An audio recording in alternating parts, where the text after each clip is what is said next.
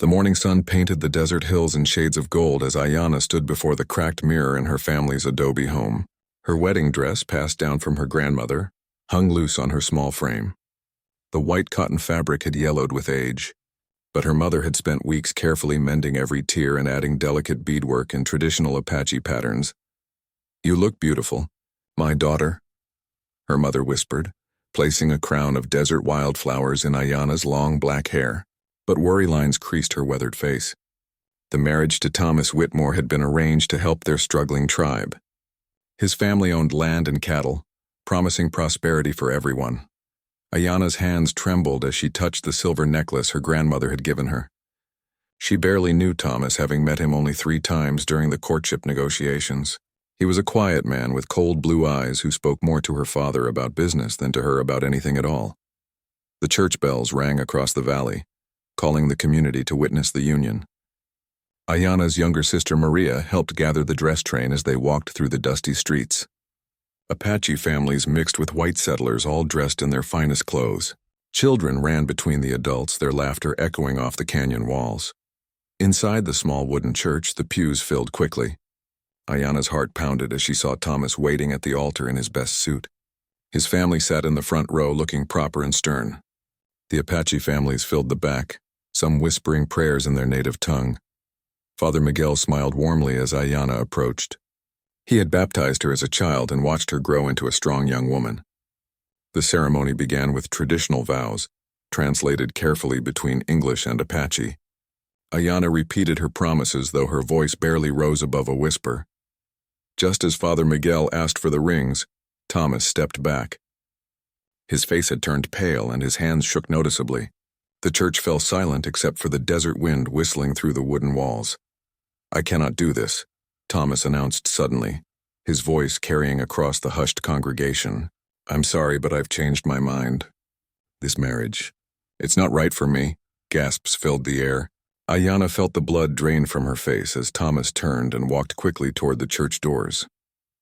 His family followed in shocked silence, leaving behind a room full of confused and embarrassed guests. Ayanna stood frozen at the altar, still holding her grandmother's Bible. The beautiful beadwork on her dress suddenly felt heavy, and the wildflowers in her hair seemed to wilt in the desert heat. Tears threatened to fall, but she held them back, refusing to cry in front of everyone.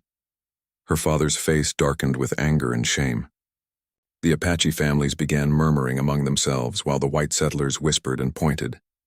Some started leaving, uncomfortable with the awkward situation. Others remained unsure of what to do or say.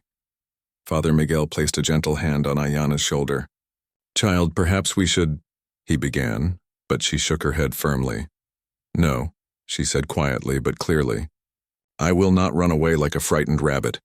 Her mother hurried to her side, wrapping a protective arm around her daughter's shoulders. "We should go home now, Ayanna. There's nothing more to be done here." But as they prepared to leave, Ayanna felt something tear. The old fabric of her dress had caught on the wooden altar step, creating a long rip up the side seam. The sound echoed in the quiet church like thunder. Now she stood not only abandoned but also in a torn wedding dress, the symbol of her humiliation complete. The remaining guests began filing out slowly, some offering apologetic looks, others avoiding eye contact entirely. Ayanna remained standing there, trying to process what had just happened. In one moment, her entire future had changed. The security and prosperity promised by this marriage had vanished along with the groom. As the church emptied, leaving only her immediate family, Ayanna finally allowed herself to feel the full weight of the rejection. But instead of collapsing into tears, she felt something else rising within her, a quiet strength that surprised even herself. Outside, she could hear horses approaching and unfamiliar voices calling out. Someone new was arriving, though the ceremony was clearly over.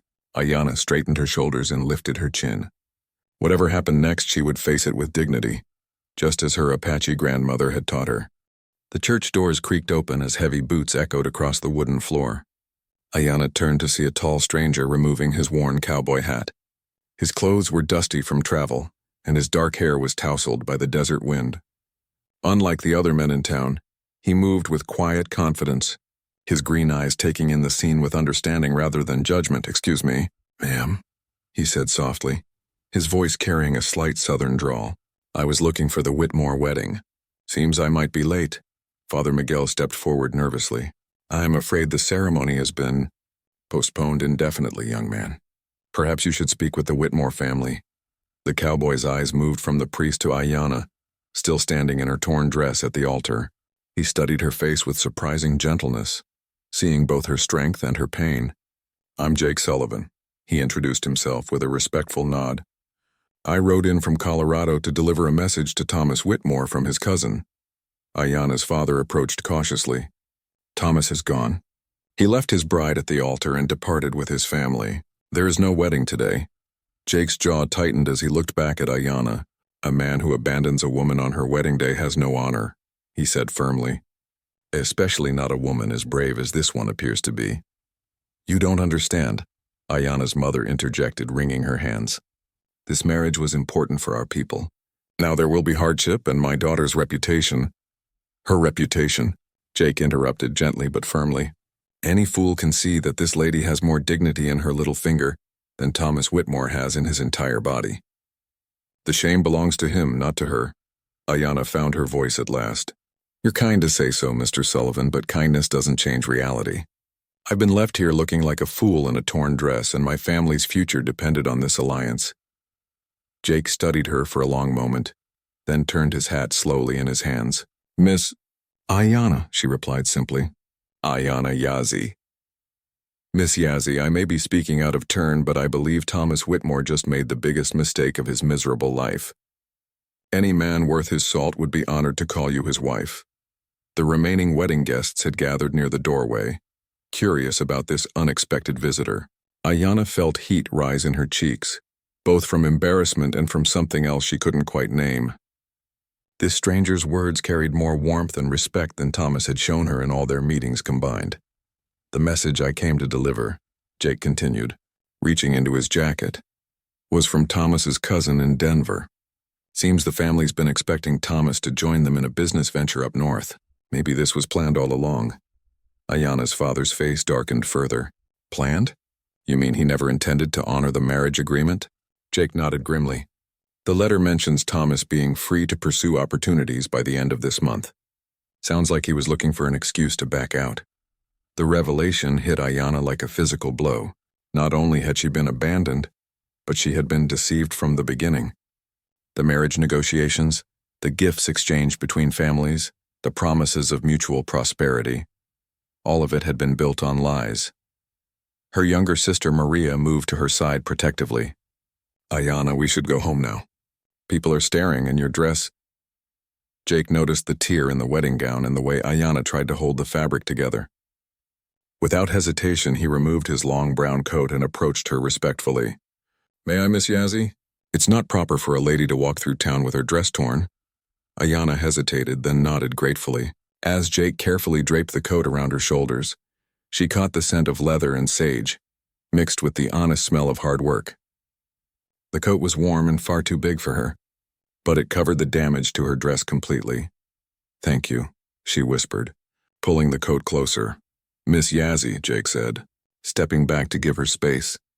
"I know we've only just met, and I know this is probably the worst day of your life, but I want you to know something important." The church had grown quiet again, everyone straining to hear his words.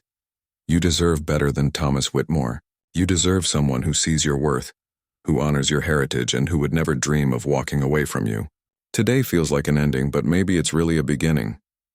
Ayanna met his steady gaze and felt something shift inside her chest. "Mr. Sullivan, you're very kind, but you don't know me. You don't know my circumstances or what this failed marriage means for my family." "You're right," Jake admitted. "I don't know your circumstances, but I know character when I see it. And I know that any community would be blessed to have someone like you as part of it." As the afternoon sun slanted through the church windows, casting long shadows across the wooden floor, Ayanna realized that this unexpected encounter was changing something fundamental about her understanding of the day's events. This stranger's words were helping her see past the humiliation to something else entirely: possibility. Over the following days, Ayanna found herself thinking about the stranger's words more than she cared to admit. Jake Sullivan had left town after delivering Thomas's cousin's letter to the Whitmore property.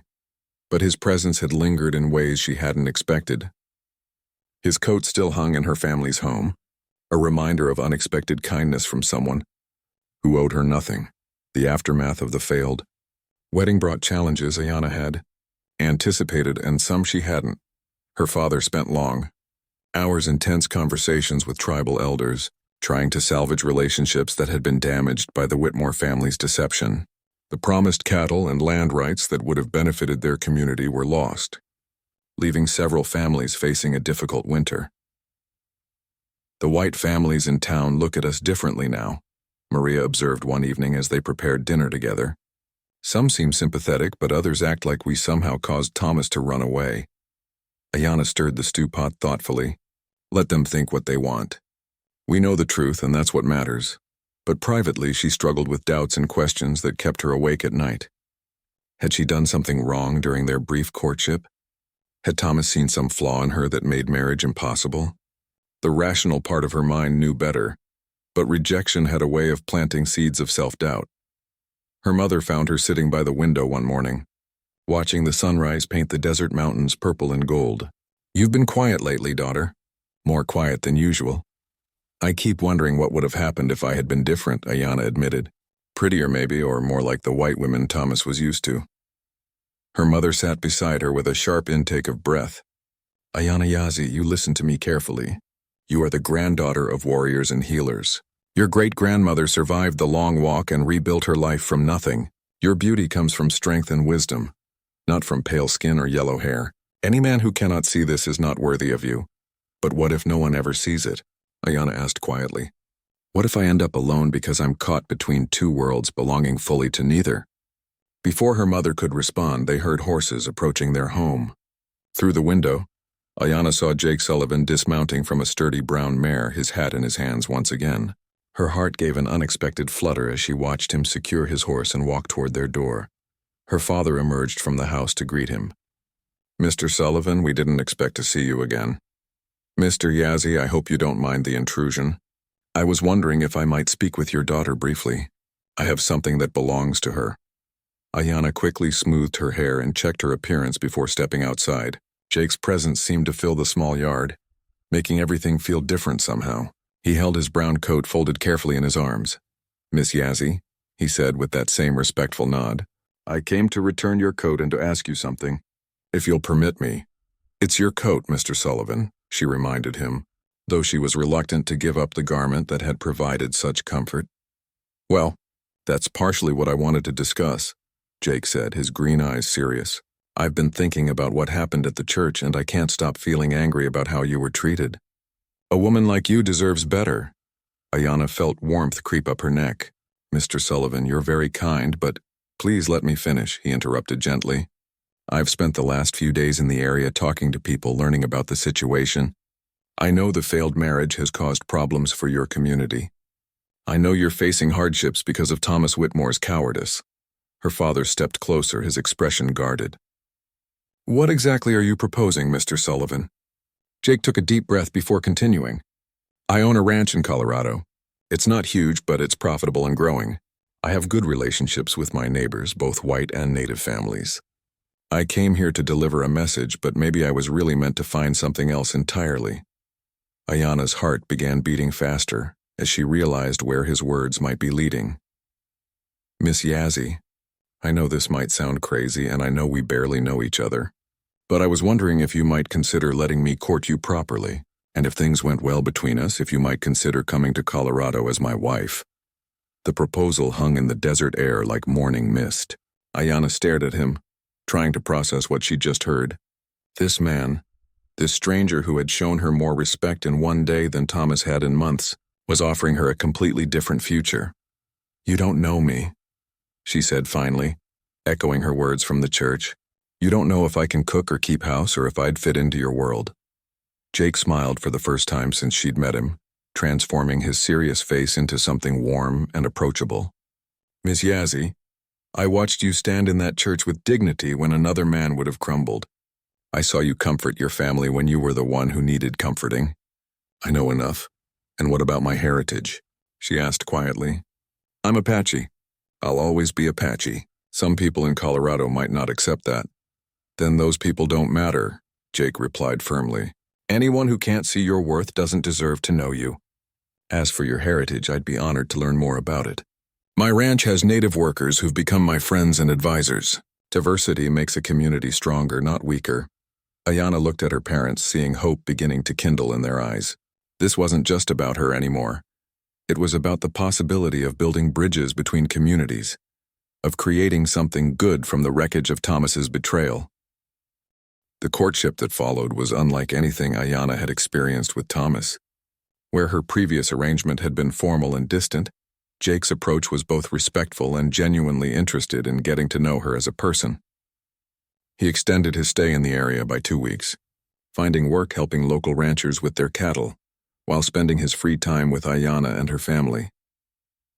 Every evening, they would walk together through the desert trails, talking about their dreams, their fears, and their very different backgrounds. Jake told her about his ranch in the Colorado mountains, describing rolling green pastures that seemed impossible to someone raised in the desert. He spoke of his cattle, his horses, and the community of neighbors who had become like family to him. My ranch sits in a valley surrounded by peaks that stay snow-capped most of the year, he explained. One evening, as they watched the sunset from a rocky outcrop, the grass grows thick and green from snowmelt streams. It's different from here, but it has its own kind of beauty. Ayana tried to imagine such a place. Do you think I would like it there? Sometimes I wonder if I'm too much a child of the desert to be happy anywhere else.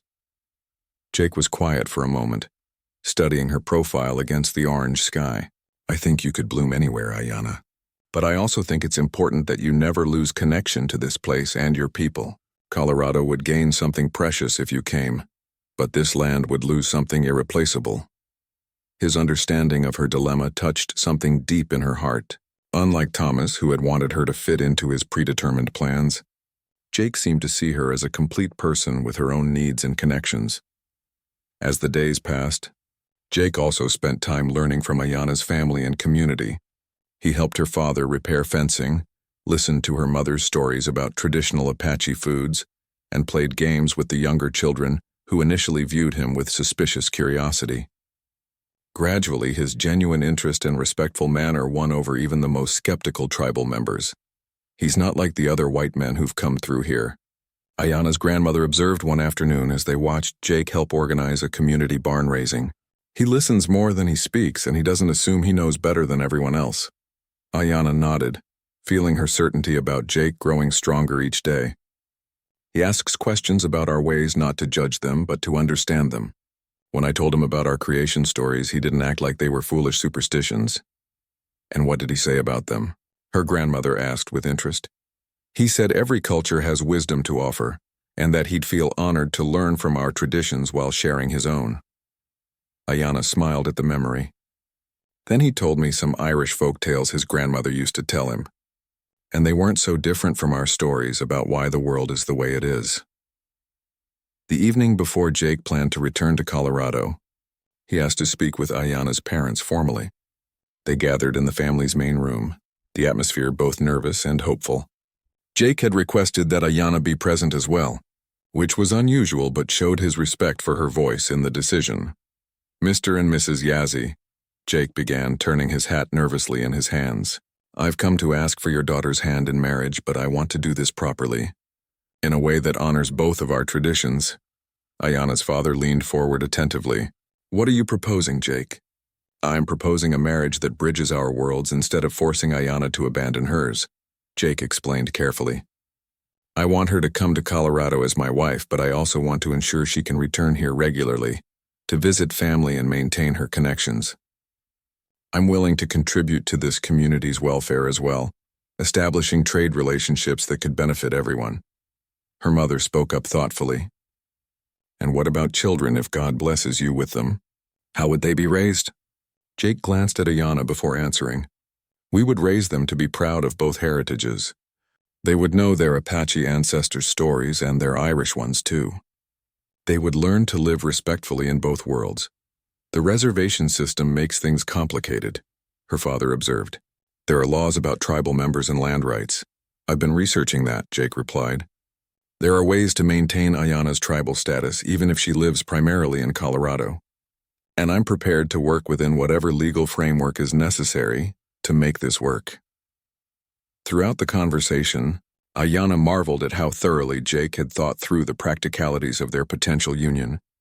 Unlike Thomas, who had seemed to view her as an acquisition for his family's benefit, Jake was approaching their marriage as a partnership that required careful planning and mutual respect. Finally, her father turned to her directly. "Daughter, you've heard his proposal. This is ultimately your choice to make. What does your heart tell you?" Ayanna looked at Jake, seeing the hope and vulnerability in his green eyes. She thought about the torn wedding dress hanging in her wardrobe, a reminder of humiliation that was slowly transforming into gratitude for a narrow escape.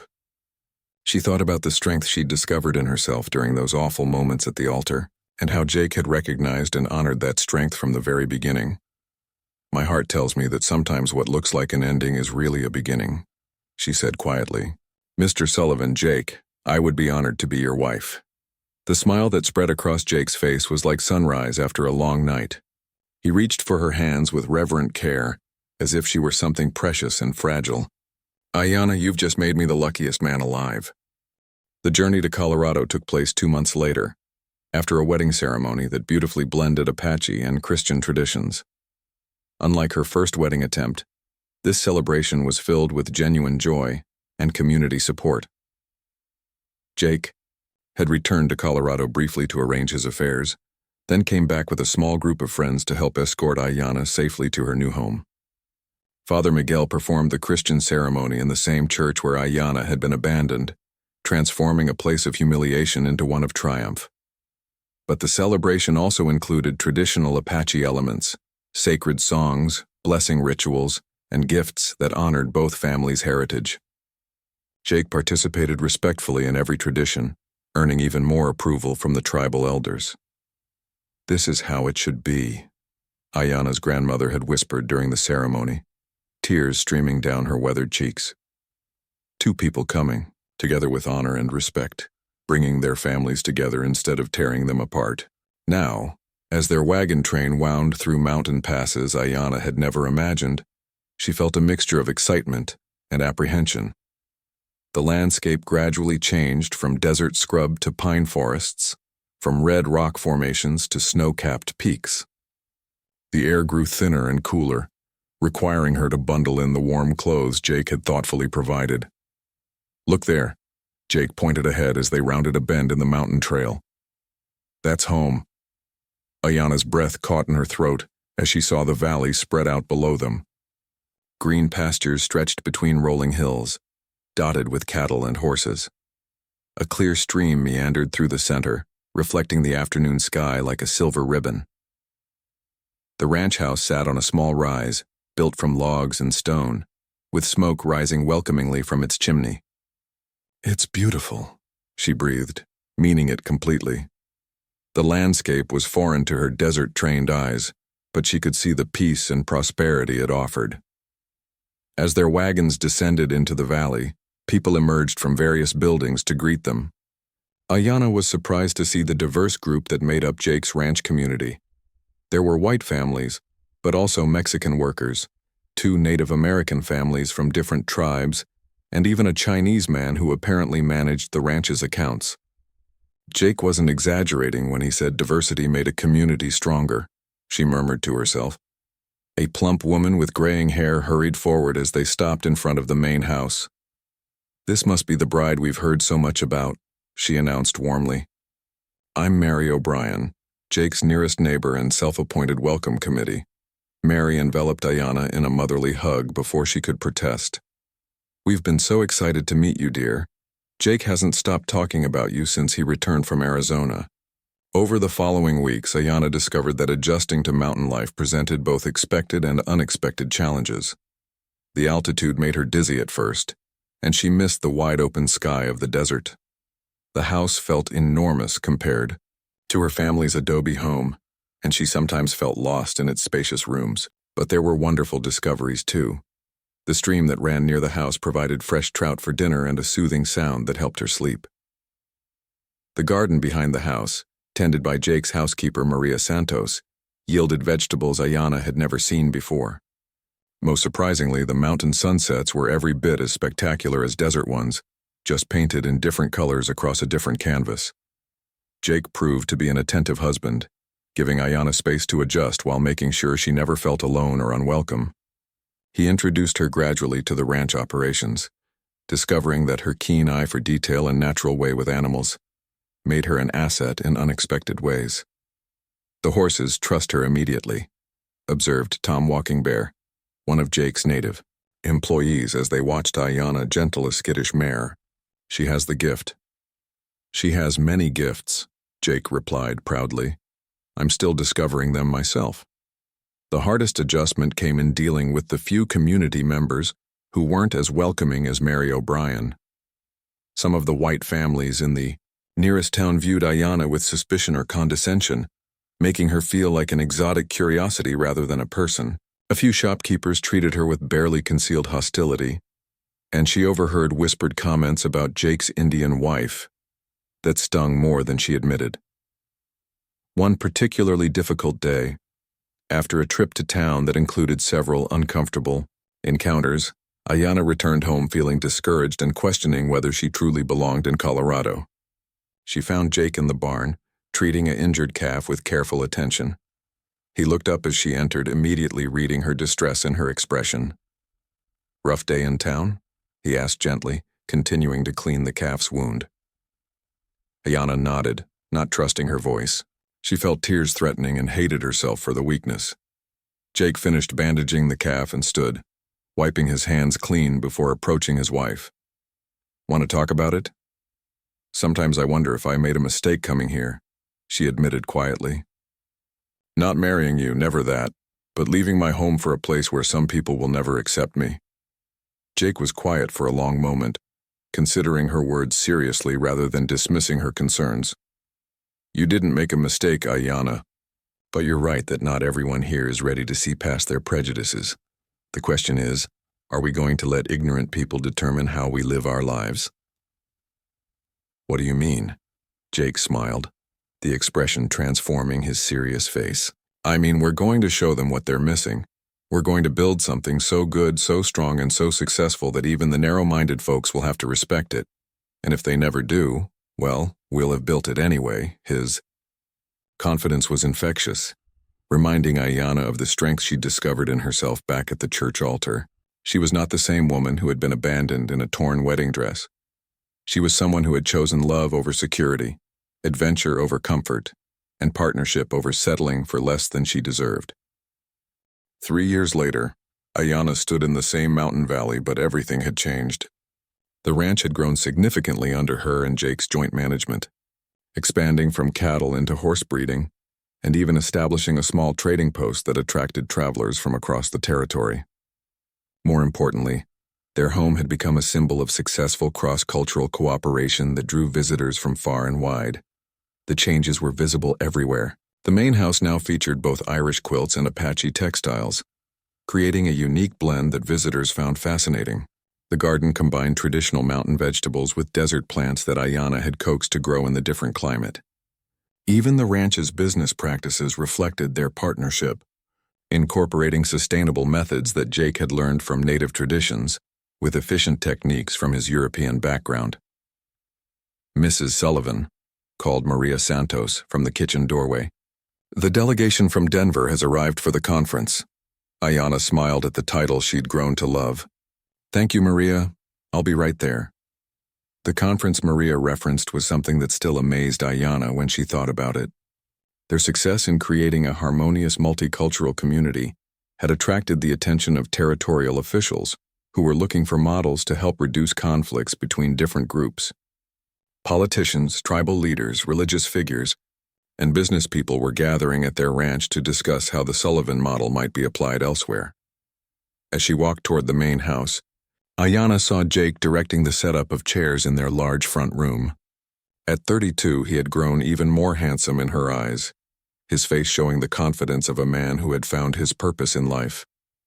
He caught sight of her and smiled, that same warm expression that had won her heart in the church 3 years ago. "Ready for this?" he asked, taking her hands in his work-roughened ones. "Ready as I'll ever be," she replied, though butterflies danced in her stomach. Speaking to government officials and community leaders still felt surreal for someone who had once been left at the altar in a torn wedding dress. The conference proceeded better than either of them had dared hope.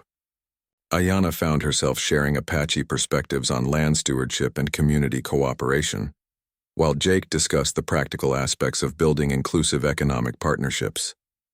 Together, they presented a vision of American society that embraced diversity as strength, rather than viewing it as a problem to be solved. The key, Ayanna explained to the assembled group, is that we never asked anyone to abandon their heritage to join our community. Instead, we asked everyone to share what they brought and learn from what others offered. Our ranch hands include Irish, Mexican, Apache, Lakota, and Chinese workers, and each group has contributed techniques that made us all more successful. A territorial official raised his hand.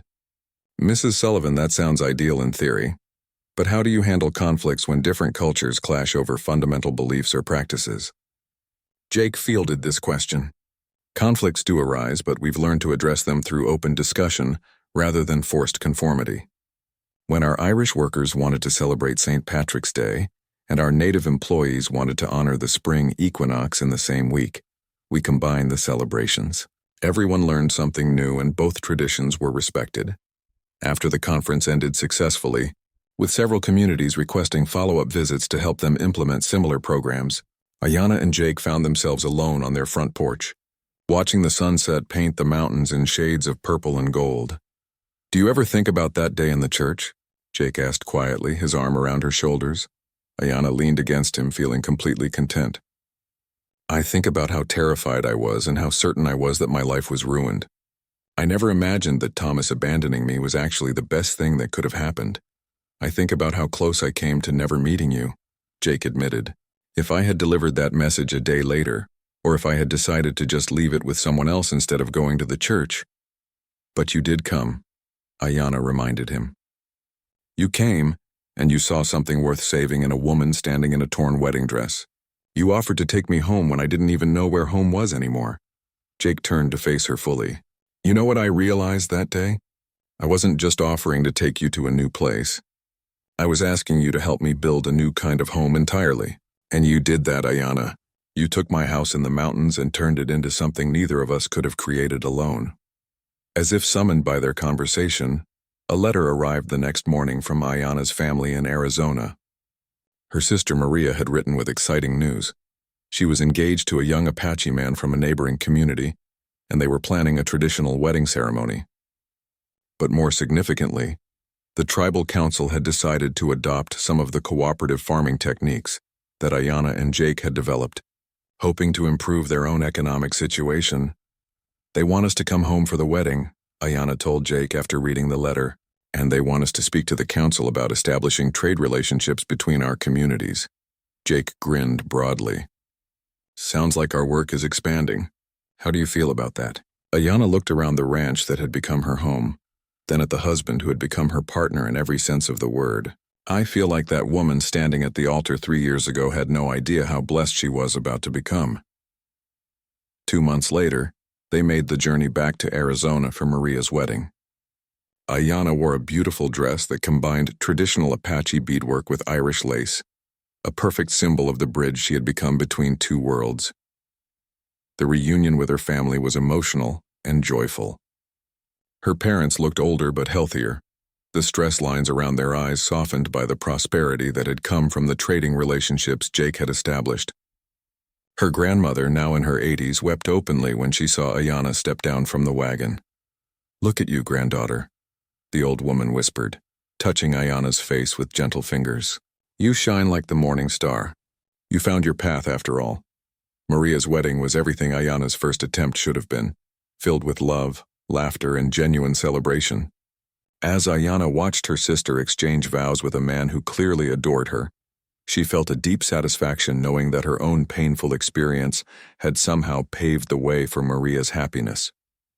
The failed marriage to Thomas had taught their family valuable lessons about the importance of choosing partners who truly valued Apache culture and traditions. During their week-long visit, Jake worked closely with tribal leaders to establish formal trade agreements. The Colorado ranch would provide high-quality horses and mountain goods in exchange for desert plants, traditional medicines, and handcrafted items that were highly valued in Colorado's growing settlements. But more than commercial benefits, the relationship represented something larger, proof that different communities could work together for mutual prosperity. On their last evening in Arizona, Ayanna climbed to the rocky outcrop where she and Jake had shared their first serious conversations 3 years earlier. She wasn't surprised when he found her there, settling beside her on the familiar stone as the desert sunset painted the sky in brilliant oranges and reds. "Thinking about staying?" he asked gently, though she could hear the concern beneath his casual tone. "Thinking about how much I've grown," she replied, taking his hand. "When I left here, I was running towards something I hoped would be better. Now I know it actually is better, and I'm not running anymore. I'm choosing. Choosing what? Choosing our life together. Choosing Colorado as my home. Not because I have to, but because I want to. Choosing to keep building bridges between worlds instead of hiding in just one of them." Jake squeezed her hand. "And I'm choosing to support whatever makes you happiest, even if it means spending more time traveling between Colorado and Arizona." Ayanna laughed, the sound echoing across the desert landscape. "You know what makes me happiest? The fact that I don't have to choose anymore. We've built something that lets me be fully Apache and fully your wife and fully a Colorado rancher, all at the same time. Thomas Whitmore could never have understood that. But you not only understand it, you helped make it possible." As they prepared to leave Arizona the next morning, Ayanna's father pulled Jake aside for a private conversation. "When you first came here, I wasn't sure what to make of you," the older man admitted. "White men had made many promises to our people that they didn't keep. But you've proven yourself to be a man of honor." "Sir, your daughter has been the making of me," Jake replied sincerely. "I thought I was offering her a home, but she gave me a purpose I never knew I was looking for." "Take care of her," Ayanna's father said, though his tone suggested he already knew the answer. "With my life," Jake promised. The journey back to Colorado felt different this time, not like a departure from one world to enter another, but like a continuation of a life that seamlessly bridged both. Ayanna carried with her new seeds for the garden, traditional medicines her grandmother had prepared, and most importantly, the renewed certainty that she had found exactly where she belonged. Years would pass, bringing children who grew up bilingual and bicultural, business ventures that spanned multiple territories, and recognition from government officials who sought their advice on cross-cultural cooperation. But Ayanna would always remember that night, on the desert outcrop, when she realized that the woman, who had been abandoned at an altar in a torn wedding dress, had become someone who could build bridges between worlds. Sometimes the greatest gifts come disguised as our worst disasters. Thomas Whitmore's cowardice had seemed like the end of everything, but it had actually been the beginning of a life more rich and meaningful than Ayanna could have imagined. The cowboy who had appeared when she needed him most hadn't just offered to bring her home. He had helped her create a home that honored everything she was and everything she could become.